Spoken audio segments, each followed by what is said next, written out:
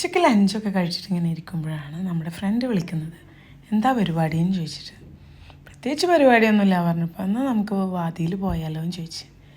നമ്മുടെ വാദി അൽക്കൂതിലെ അവിടെ നമ്മൾ ഇടയ്ക്ക് പോക്കുണ്ട്. നമ്മൾ എന്തെങ്കിലും സ്നാക്സൊക്കെ ഉണ്ടാക്കിയിട്ട് അവിടെ പോയി അവിടെ നിന്ന് ചായ ഉണ്ടാക്കി അങ്ങനെ ഇരിക്കും. സൊറ പറഞ്ഞ് കുട്ടികളവിടെ വെള്ളത്തിൽ ഇങ്ങനെ കളിക്കുകയും ചെയ്യും.